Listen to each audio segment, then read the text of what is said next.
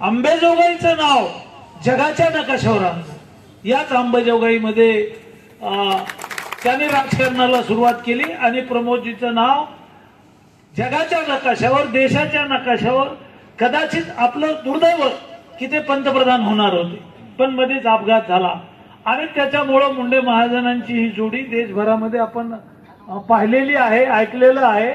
आणि मुंडे साहेबांचा किंवा प्रमुखांचा जे कार्यकर्ता देवाभाऊ आज राज्याचे मुख्यमंत्री आहे, त्यांच्या आशीर्वादानं, कृपेनं।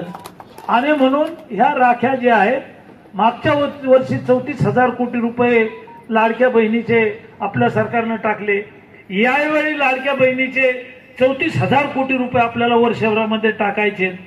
आणि जिथं ज्यांच्यामुळे ही योजना आली, मुलींचं शिक्षण आहे, मुलांचं शिक्षण आहे, आईवडिलांचा दवाखाना आहे, मुलांचे मुलींचे लग्न आहेत, गरिबी आहे, विश्वदारिद्र्य आहे, चूल पेटत नाहीये आणि त्याच्यामुळं दवाखाना आईवडिलांचा होत नाही, मुलांचं शिक्षण होत नाही, काडीचा आधार ज्याला म्हणतो आपण, तो आधार सरकारनं दिला, देवाभाऊंनी दिला। आणि महाराष्ट्रामध्ये आर्थिकदृष्ट्या सरकारकडे तिजोरीमध्ये पैसे नसताना 34,000 कोटी मागच्या वर्षी टाकले, या वर्षी 34,000 कोटी रुपये टाकायचे। आणि म्हणून देवेंद्रजी फडणवीसांना भारतीय जनता पार्टीने ठरवलं की आम्ही जिल्ह्यामधून राख्या पाठवू। भारतीय जनता पक्ष आहे, महिला आघाडी आहे, लोकप्रतिनिधी आमच्या महिला आहेत आणि या सगळ्या जिल्ह्यात 20,000 राख्या पाठवायच्या आहेत। हा रेकॉर्ड आहे, रेकॉर्ड ब्रेक आहे, म्हणजे गिनीज बुकात नोंद होईल अशा प्रकारच्या ह्या राख्या जिल्ह्यातून जात आहेत।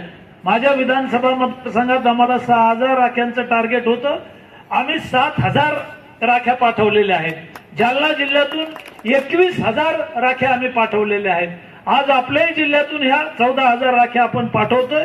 तुम्ही सर्वांनी खूप मेहनत घेतली, तुम्ही सर्वांनी खूप ताकदीनं हे सगळं केलंय आणि आज ह्या सगळ्या राख्या आपण माननीय मुख्यमंत्री यांना पाठवतोय। आष्टी ह्या 3-4 राख्या याच्या राहिल्या, तुमच्या 20,000 राख्या गेल्या असत्या।